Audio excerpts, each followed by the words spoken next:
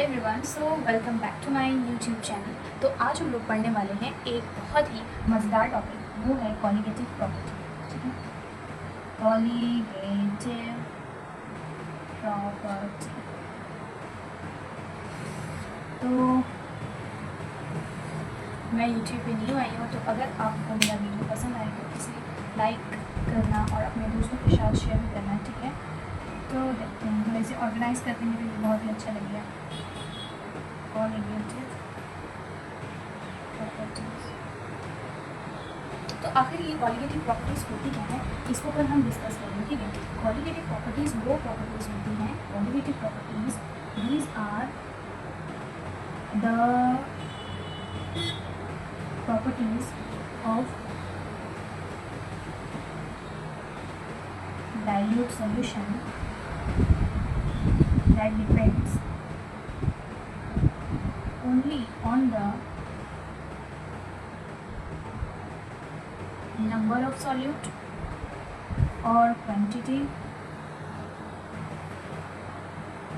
of solute present in the solution, not on the nature of the solute। देखो, इसका meaning बहुत ही simple है। ये एक ऐसी प्रॉपर्टी होती है डाइल्यूट सोल्यूशन की। डाइल्यूट सोल्यूशन वो होते हैं जिसमें सॉल्यूट जो होता है कम होता है सॉल्वेंट के मुकाबले।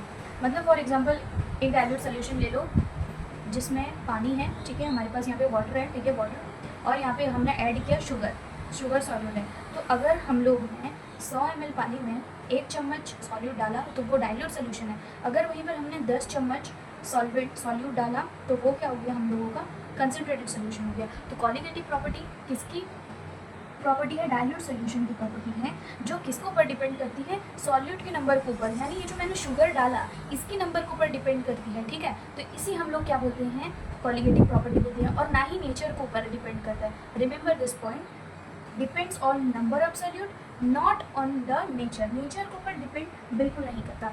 ये जो कॉलिगेटिव प्रॉपर्टी है ये कितने तरीके के हैं? 4 तरीके के हैं। सबसे पहला जो कॉलिगेटिव प्रॉपर्टी है वो क्या है? Relative lowering vapour pressure. ठीक है, then second colligative property is elevation of boiling point. Then third qualitative property is depression of freezing point। यहाँ पे मैंने पॉइंट को पीटी लिख दिया, ठीक है, और है हम लोगों का लास्ट में ऑस्मोटिक प्रेशर। तो आज हम लोग सिर्फ रिलेटिव लोअरिंग वेपर प्रेशर के ऊपर जाएंगे, ठीक है। उसके बाद मैं नेक्स्ट क्लास में अलग अलग प्रॉपर्टीज़ के ऊपर आपको समझाने की कोशिश करूँगी। ओके, तो हम सबसे पहले जानेंगे लोअरिंग ऑफ वेपर प्रेशर क्या है। ठीक है, उससे पहले हम जानेंगे कि ये वेपर प्रेशर जो है ये क्या है। सिंपली टू द पॉइंट जाएंगे, ज़्यादा इधर उधर नहीं जाएंगे। सबसे पहले वेपर प्रेशर क्या होता है हम वो जानेंगे। वेपर प्रेशर, देखो वेपर प्रेशर क्या होता है? वेपर होता है गैस फॉर्म। ठीक है, फॉर एग्ज़ाम्पल कोई लिक्विड है, ठीक है, अगर उसका गैस फॉर्म आपको चाहिए तो उसे हम क्या कहते हैं? वेपर कहते हैं। ठीक है, लिक्विड के गैस फॉर्म को हम क्या बोलेंगे? वेपर बोलेंगे। सिंपली अभी आप वेपर का एग्जांपल ले सकते हो। फॉर एग्जांपल वेट क्लॉथ्स, भीगे कपड़े जो होते हैं वो कैसे सूख जाते हैं? क्योंकि इनके अंदर जो पार्टिकल होता है भीगे कपड़ों के अंदर, ये बाहर चले जाते हैं। ठीक है, तो ये क्या बन के चले जाते हैं? वेपर बन के चले जाते हैं। तो वेपर कुछ नहीं है, सिंपली एक गैस फॉर्म है। ठीक है, उसी तरह और एक एग्जांपल ले लो, जैसे हम लोग करते हैं परफ्यूम। अब ये परफ्यूम भी सेम, परफ्यूम भी उसी तरह क्या है? परफ्यूम भी देखो, अगर हम लोग स्प्रे करें खुद के ऊपर तो ये भी क्या होता है? वेपर बन के ही आता है हमारे ऊपर। क्यों है ना, जो कमरे में फैल जाता है चारों तरफ, गैस है तभी इजीली फैल जाता है। थर्ड हम लोग देख सकते हैं पेट्रोल को अगर हम लोग खुला छोड़ दें, ठीक है, तो वो क्या हो जाएगा? धीरे धीरे वो भी वेपर के फॉर्म में आ ही जाएगा। बात समझ आई? वेपर किसे कहते हैं। अब आ गया हम लोग का प्रेशर आ गया। प्रेशर किसको कहते हैं? फिजिक्स में आप लोगों ने पढ़ा ही होगा, force per unit area. Force per unit area को हम प्रेशर कहते हैं। मतलब जब वेपर मॉलिक्यूल्स क्या होते हैं, वेपर मॉलिक्यूल्स किसी भी कंटेनर के अंदर, ये वेपर मॉलिक्यूल्स फॉर एग्जांपल ये कंटेनर है, ठीक है, मेरी ड्राइंग अच्छी नहीं होती, ठीक है, तो ये कंटेनर है। अब इस कंटेनर के अंदर यहाँ पे वेपर मॉलिक्यूल्स हैं, तो ये वेपर मॉलिक्यूल्स अगर किसी कंटेनर के अंदर उसकी दीवार से टकराते हैं, इसकी वॉल से अगर टकराते हैं, तो हम उन्हें क्या कहते हैं, वेपर प्रेशर कहते हैं। याद रहा, वेपर मॉलिक्यूल्स किसको कहते हैं, वेपर प्रेशर किसे कहते हैं।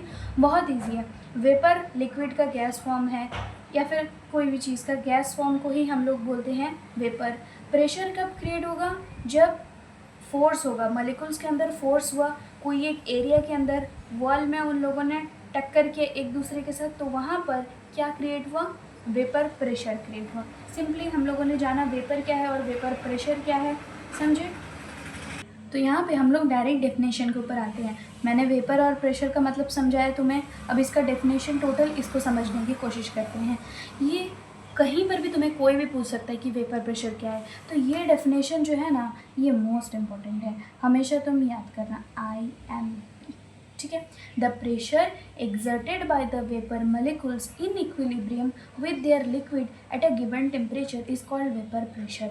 ये तो समझ आ गया, लेकिन अब ये इक्विलिब्रियम का कंसेप्ट क्यों आया इसके अंदर, इसको भी हम डीपली समझते हैं। सबसे पहले प्रेशर एक्सर्टेड का मतलब क्या है, जो यहाँ प्रेशर कौन लगा रहा है, वेपर्स मॉलिक्यूल लगा रहे हैं। प्रेशर एक्सर्टेड का मतलब होता है प्रेशर का दबाव जो वेपर मॉलिक्यूल्स द्वारा लग रहा है, ठीक है। इन इक्विलिब्रियम का मतलब है जितना लिक्विड से वेपर बन रहा है उतना ही वेपर से लिक्विड बन रहा है, समझ में आया। तो इसीलिए यहाँ पे क्या बोला, इक्विलिब्रियम बोला। ये सबसे इम्पॉर्टेंट है कि इक्विलिब्रियम का मतलब क्या होता है, बैलेंस, ठीक है। जितने मॉलिक्यूल लिक्विड से वेपर बन रहे हैं, यानी इवापोरेशन हो रहे हैं, उतने ही मॉलिक्यूल्स वापस वेपर से लिक्विड बन रहे हैं, यानी कंडेंसेशन हो रहे हैं। तो ये क्या हो गए, इक्विलिब्रियम हो गए। इसे हम डायनामिक इक्विलिब्रियम भी बोल सकते हैं, ठीक है। अब क्या है, विद देयर लिक्विड, मतलब वेपर और उसकी लिक्विड के बीच में इक्विलिब्रियम हो रहा है, और ये जो वेपर मॉलिक्यूल्स हैं ये क्या कर रहे हैं, प्रेशर एक्सर्ट कर रहे हैं। उस प्रेशर को हम लोग क्या बोलते हैं, वेपर प्रेशर बोलते हैं, ठीक है। अभी हम कंप्लीट मीनिंग इसका क्या समझेंगे, जब एक क्लोज्ड कंटेनर में लिक्विड और वेपर के अंदर क्या होता है, इक्विलिब्रियम एस्टैब्लिश्ड होता है, तब वेपर मॉलिक्यूल्स वॉल में टकरा कर क्या क्रिएट करते हैं, प्रेशर क्रिएट करते हैं। इसी को हम वेपर प्रेशर कहते हैं। चलो मैं इसे किस में लिख लेती हूँ, इंग्लिश में ही लिख लेती हूँ, आप इसे यहाँ पे समझ जाएंगी, ठीक है। मैंने यहाँ पे इंग्लिश में लिख दिया है, ठीक है, आप इसको इजीली समझ पाओगे। अब जब एक क्लोज्ड कंटेनर में लिक्विड और उसके वेपर के बीच में जब क्या होता है, एक इक्विलिब्रियम एस्टैब्लिश्ड होता है, तब वेपर मॉलिक्यूल्स क्या करते हैं, कंटेनर के वॉल में टकराते हैं, और उस प्रेशर को हम लोग क्या कहते हैं, टकराते हैं और प्रेशर क्रिएट करते हैं। उसी प्रेशर को हम वेपर प्रेशर कहते हैं। अब तुमने सही से क्या समझा, वेपर प्रेशर समझा। अभी हम आएंगे किसके ऊपर, लोअरिंग ऑफ वेपर प्रेशर के ऊपर, जो कि इस टॉपिक का मेन है। मैं यहाँ पे लोअरिंग ऑफ VP लिख दूँगी, वेपर प्रेशर आप समझ जाना, ठीक है। लोअरिंग का मतलब क्या, कम होना। लोअरिंग ऑफ वेपर प्रेशर, आखिर ये वेपर प्रेशर कम क्यों हो रहा है वो देखेंगे हम। ये जो चीज़ है ना, ये अब क्या है, कॉन्सेप्चुअली है, मतलब अब इसका कॉन्सेप्ट को समझना होगा तभी आप कुछ कर पाओगे, अदरवाइज़ कुछ नहीं कर पाओगे। तो कॉन्सेप्ट को समझो। मान लो हम लोग एक एग्जांपल लेते हैं, हमारे पास 100 वाटर मॉलिक्यूल्स हैं, ठीक है। अभी क्या हुआ, इस 100 वाटर मॉलिक्यूल्स में 10 जो होते हैं वो एयर में उड़ जाते हैं, ठीक है, हवा में उड़ जाते हैं, ठीक है, उड़ गए। इसकी क्या होगी, तो वेपर प्रेशर की वैल्यू होगी, 100 वाटर मॉलिक्यूल्स थे, 10 हवा में उड़ गए। अब हम क्या करेंगे, इसमें ऐड कर देंगे शुगर, हम लोग इसमें चीनी ऐड कर देंगे। चीनी ऐड करने से क्या हुआ, यहाँ पे जो 100 वाटर मॉलिक्यूल्स थे, चीनी जब एंटर किया यहाँ पे, ठीक है, तो इसने कुछ जगह ले लिया। फॉर एग्जांपल मान लो ये यहाँ पे वाटर था, ठीक है। अब जब मैंने इसमें शुगर ऐड कर दिया तो ये शुगर ने भी बहुत सारा जगह ले लिया, देखो जगह ले रहा है, ले लिया कि नहीं। तो अब क्या होगा, अब जो होगा वाटर मॉलिक्यूल्स जब हवा में उड़ना चाहेगा तो वो उस स्पीड से नहीं उड़ रहा था जिस स्पीड में वो पहले था। ये उसकी पहली कंडीशन थी, ये उसकी पहली कंडीशन थी, ठीक है। जब ये सिर्फ पानी था, ये ऊपर जा रहा था, पूरा स्पीडीली ऊपर वेपर हो रहा था। लेकिन जब इसमें शुगर मॉलिक्यूल्स ऐड हो गया तो ये अब बहुत ही स्लोली जा रहा है, मतलब इसका वेपर प्रेशर बहुत ही कम हो गया। क्यों कम हो गया, ये जो शुगर मॉलिक्यूल्स थे ये नॉन वोलेटाइल सॉल्यूट थे, तो इन्होंने वाटर की मॉलिक्यूल्स को पकड़ कर रखा, धीरे धीरे मतलब उन्हें छोड़ा, तो इसीलिए ये क्या हो गया, सिंपली ये और ऊपर जो गया धीरे धीरे ऊपर जाएगा, ठीक है। तो यहाँ पे ही इसे ही कहते हैं वेपर प्रेशर यहाँ पे डिक्रीज़ हो गया। यहाँ पे वेपर प्रेशर बढ़ रहा था क्योंकि यहाँ पे कोई सॉल्यूट पार्टिकल नहीं था, लेकिन यहाँ पे वेपर प्रेशर जो क्या हुआ वो धीरे धीरे बढ़ रहा है, ठीक है। अब हम इसमें शुगर ही क्यों डालें, क्योंकि शुगर एक नॉन वोलेटाइल सॉल्ट है, नॉन वोलेटाइल सॉल्यूट है, ठीक है। कभी कभी हो जाता है मिस्टेक, मेरी पहली बार वीडियो है ना, तो इसीलिए नॉन वोलेटाइल सॉल्यूट है। अब क्या है, नॉन वोलेटाइल सॉल्यूट हमने क्यों लिया है, क्योंकि शुगर जो है ख़ुद कभी भी वेपर नहीं बनता, वो केवल क्या करता है, वाटर मॉलिक्यूल्स का जगह ही घेर लेता है। समझ में आया। तो फॉर एग्जांपल आप रियल लाइफ एग्जांपल ले लो, एक क्लासरूम है, ठीक है, वहाँ पे 100 बच्चे बैठ सकते हैं, एक क्लासरूम है, यहाँ पे 100 बच्चे बैठ सकते हैं, ठीक है। मैं क्या करूँगी, उसमें से यहाँ पे डीजे रख दूँगी, डीजे लाकर यहाँ पे 20 डीजे रख दूँगी, तो ये मॉलिक्यूल्स जो 100 बच्चे बैठते थे, अब वो 100 बैठ पाएंगे क्या, नहीं, कुछ बैठ पाएंगे, 80 जो हैं वो बैठ पाएंगे। समझ आया। तो इसे ही इसके साथ रिलेट करो, यानी यहाँ पे क्या हुआ, लोअरिंग वेपर प्रेशर हुआ। बात को समझने की कोशिश करो, यहाँ पे सिर्फ पानी था तो इसीलिए यहाँ पे जब ऊपर गया वेपर बन के ईजीली हो गया, लेकिन यहाँ पे जब शुगर भाई आ गए तो शुगर ने उनको पकड़ लिया कि मैं तुझे अब जाने नहीं दूंगा, ठीक है। तो अब इसलिए क्या हो गया, इसका वेपर प्रेशर कम हो गया, लो हो गया इसका वेपर प्रेशर, ठीक है।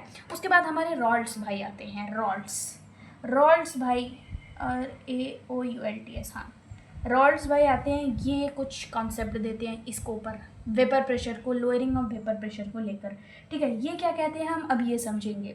तो लॉर्ड्स लॉ के बारे में जानने से पहले अब हम लोग लोअरिंग ऑफ वेपर प्रेशर को अच्छे से लिख लेते हैं, ठीक है।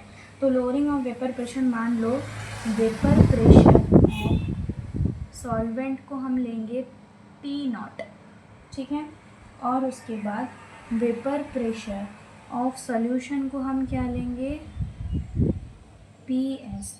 Obviously vapour pressure of solvent जो है वो क्या है, ज़्यादा है, सॉल्वेंट का ज़्यादा है। सॉल्वेंट मतलब समझ रहे हो ना, वाटर, सॉल्यूशन मतलब समझ रहे हो ना, शुगर प्लस वाटर। तो मैंने क्या पढ़ाया था तुम्हें, इसका वेपर प्रेशर लो है, इसका हाई है, तो obviously vapour pressure of solvent जो क्या है P0 है वो ग्रेटर देन क्या है PS। तो अगर हम इसका क्या निकाल रहे हैं, जो लोअरिंग ऑफ वेपर प्रेशर बोलते हैं, लोअरिंग ऑफ वेपर प्रेशर, वो सिंपली क्या आ जाएगा हमारा फॉर्मूले में P0 माइनस PS। ये समझ में आया, ठीक है। अब हम जाएंगे किसके ऊपर, relative lowering of vapour pressure. आखिर ये relative lowering of vapour pressure क्यों निकाला, उसके बाद लॉर्ड वाइसप ने कुछ कहा, रॉल्ट ने, relative lowering of vapour pressure. तो ये क्या है, relative lowering of vapour pressure. Relative का मतलब होता है कंपैरिजन, ठीक है, कंपैरिजन। रिलेटिव का क्या मतलब होता है, कंपैरिजन करना। समझ में आया।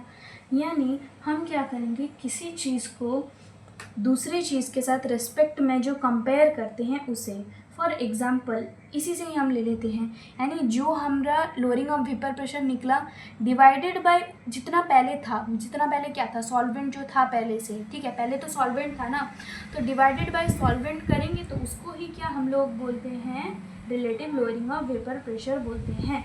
मतलब पहले तो डिक्रीज़ हुआ, डिक्रीज़, इसे डिक्रीज़ कहते हैं, डिक्रीज़ या फिर lowering divided by original value, original value. या फिर हम लोग ऐसे कह सकते हैं कि प्योर सॉल्वेंट के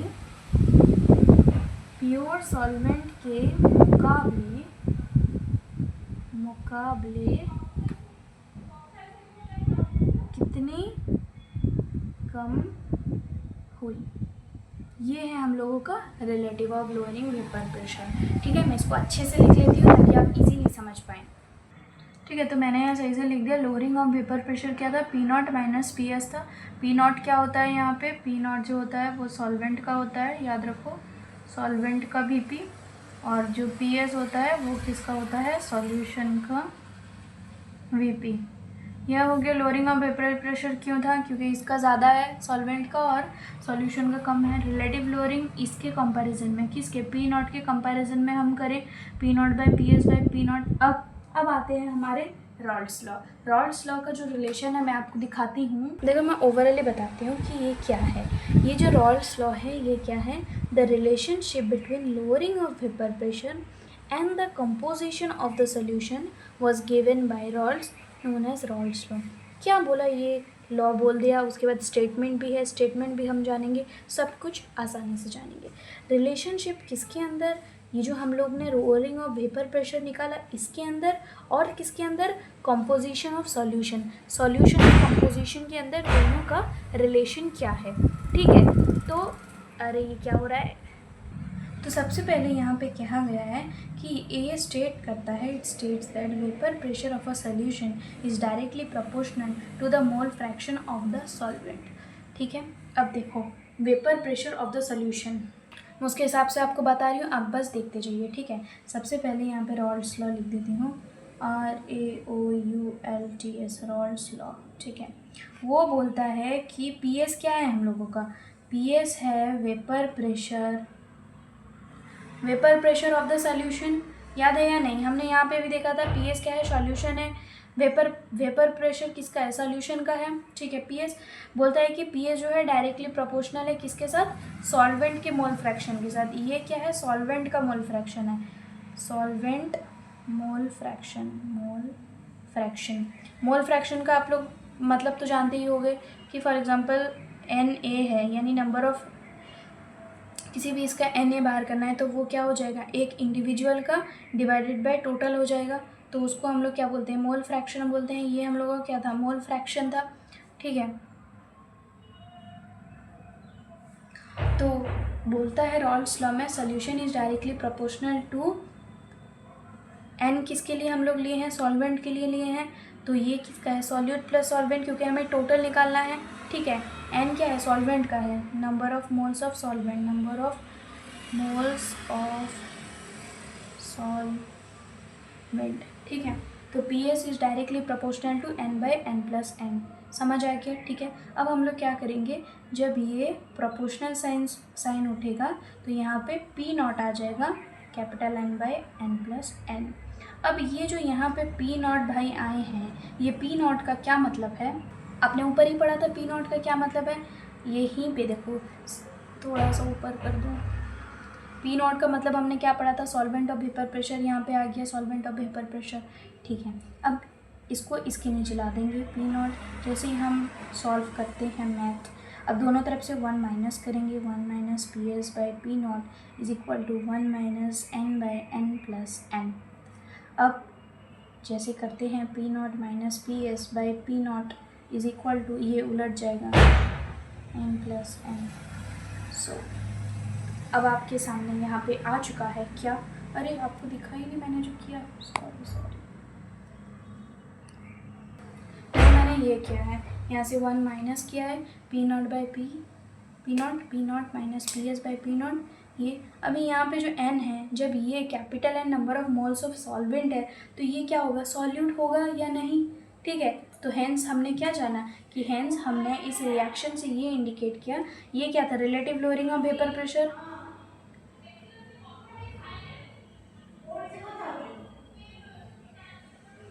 relative lowering of vapour pressure किसके साथ इक्वल है, फ्रैक्शन ऑफ सॉल्यूट।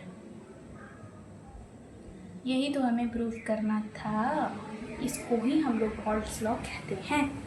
वो हमारे पहले वाले से कंपेयर है या फिर नहीं, रिलेशनशिप किसके अंदर, लोअरिंग ऑफ वेपर प्रेशर, जी बिल्कुल रोलिंग ऑफ वेपर प्रेशर यहाँ पे मौजूद है। ठीक है, एंड कॉम्पोजिशन ऑफ सोल्यूशन भी यहाँ पे है हम लोगों का। ठीक है, was given by Rawls law, तो ये रॉल्स लॉ हो गया। स्टेटमेंट में सबसे पहले आपको सिंपली क्या करना है, P S directly proportional to n by N plus करना है। मतलब सॉल्यूशन को किसके साथ, मतलब जब आप रॉल्स लॉ आए स्टेटमेंट लिखो, सिंपली आपको पहला चीज़ याद रखना है कि वेपर प्रेशर सॉल्यूशन का डायरेक्टली प्रोपोर्शनल किसके साथ है, मोल फ्रैक्शन सॉल्वेंट के साथ है। बस इतना चीज़ याद रखने का और कुछ याद रखने का नहीं है। Simply vapour pressure of solution is directly proportional to किसके साथ, सॉल्वेंट के साथ। उसके बाद आप इजीली आराम से कर पाओगे। ठीक है, इतना पेज है यहाँ पे क्यों छोड़ें। ठीक है, हमको और भी एक चीज़ डिटरमाइन करने का, अगर यहाँ पे नंबर ऑफ मोल्स है तो हम इसको किसके फॉर्म में ला सकते हैं, मॉलिक्यूलर मास ऑफ सॉल्यूट के फॉर्म में ला सकते हैं। क्योंकि हमें क्या प्रूफ करना है कि जो हम लोग का कॉलिगेटिव प्रॉपर्टी है वो डिपेंड करता है नंबर या फिर क्वांटिटी ऑफ सॉल्यूट के ऊपर। ठीक है, ना कि डिपेंड करता है कोई नेचर के ऊपर। इसे भी हमको तो प्रूफ करना पड़ेगा ना। फिर तो हम क्या करते हैं, पहले P not minus P S by P not लिखा हुआ था जैसे लिख देंगे, जो वहीं था उसे कॉपी कर देंगे। अब n क्या है, number of moles. Number of moles का फॉर्मूला क्या है, weight by molecular mass. Simply वही पुट करेंगे। ठीक है, जल्दी जल्दी पुट कर लेते हैं। W बाई एम, ये भी W बाई एम, ये हो जाएगा capital W by capital M, क्योंकि ये सॉल्वेंट का है, ये दोनों सॉल्यूट का है। अब अगर कोई डाइल्यूट पार्टिकल है, ठीक है, मैंने ऊपर ही आपको समझाया था कि डाइल्यूट पार्टिकल में क्या होता है, सॉल्यूट बहुत ही कम होता है सॉल्वेंट के मुकाबले। ठीक है, तो ये टर्म जो हो जाएगा ये क्या हो जाएगा, ज़ीरो हो जाएगा। अगर वो टर्म वहाँ पे ज़ीरो हो गया तो simple P not minus P S by P not is equal to what, small w by small m by capital W by capital M. Then it can be written as like this. This one is also written as m by capital N. So here number of moles by number of moles of solvent by solute by solvent, and this what we guess that P naught minus Ps by P naught is directly proportional to N. ये statement मैंने लिख दिया है। तो simply हम लोगों ने क्या देखा, ये हम लोग का relative lowering of vapour pressure था और ये डिपेंड किया किसके ऊपर, नंबर ऑफ मोल्स के ऊपर। तो ये क्या हो गया, एक कॉलिगेटिव प्रॉपर्टी हो गया और इसे हमें प्रूव करना था। ठीक है, सिंपली देखो ये वाले ही इसमें तुम समझ जाओगे। पहले तो ये वाला पोर्शन हमको बोलता है लोअरिंग ऑफ वेपर प्रेशर। अगर हम लोग रिलेटिव लोअरिंग में वेपर प्रेशर करेंगे मतलब ओरिजिनल वैल्यू के साथ इसकी तुलना करेंगे, यानी डिवाइडेड बाई पी नॉट। अब हम लोगों ने ऊपर से करके आए तो आप जानेंगे डायरेक्टली प्रोपोर्शनल टू n हो गए। n क्या है, नंबर ऑफ मोल्स, यानी जो हमने कहा था कि क्वांटिटी या फिर नंबर के ऊपर डिपेंड करेगा और उसने किया, so hence it's a colligative property. तो हम लोगों ने एक कॉलिगेटिव प्रॉपर्टी के ऊपर पढ़ लिया, वो क्या था, लोअरिंग ऑफ वेपर प्रेशर। ठीक है, लोअरिंग ऑफ वेपर प्रेशर के ऊपर टास्क जो है वो कंप्लीटेड है। अब जो नेक्स्ट वाला जो टास्क है वो किसके ऊपर जाएगा, हम देखेंगे या तो बॉइलिंग पॉइंट पढ़ेंगे या फिर हम लोग ऑस्मोसिस पढ़ेंगे, ऑस्मोटिक प्रेशर पढ़ेंगे। ठीक है, तो तब तक के लिए बने रहिए। अगर आपको ये वीडियो पसंद आई है तो इसे लाइक कर दीजिए और शेयर एंड सब्सक्राइब भी कर दीजिए, तो बहुत ही अच्छा होगा। ठीक है, and thank you so much for watching this video and also don't forget to subscribe the channel if you want more videos like this. Ta-da!